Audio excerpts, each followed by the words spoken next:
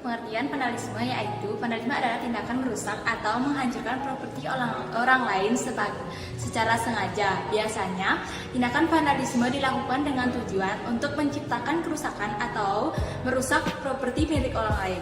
Namun, terkadang tindakan vandalisme juga dilakukan sebagai bentuk protes atau ekspresi diri yang salah arah. Adapun jenis-jenis vandalisme, yang pertama yaitu aggressive vandalisme. Nah, vandalisme ini dilakukan dengan motivasi untuk mendapatkan uang atau properti.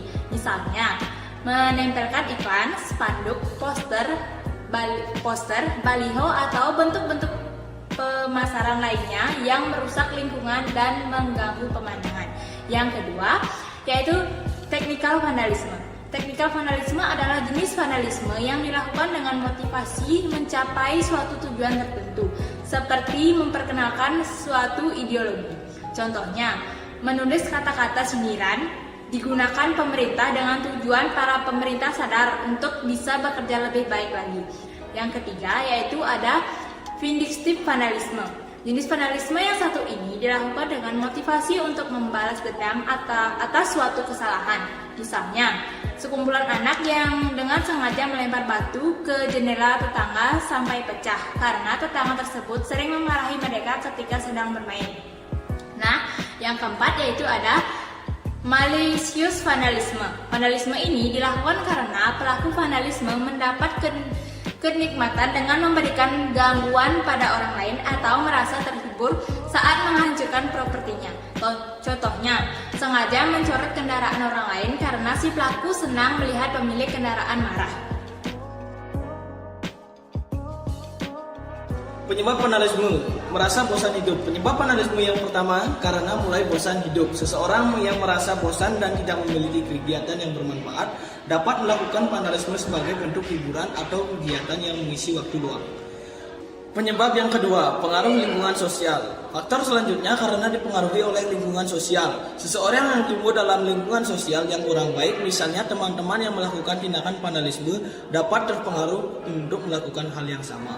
Berusaha mencari perhatian. Sejumlah orang dapat melakukan vandalisme sebagai cara untuk menarik perhatian. Selain itu, aksi vandalisme dilakukan sebagai cara untuk menunjukkan kalau dirinya lebih kuat atau lebih penting daripada orang lain.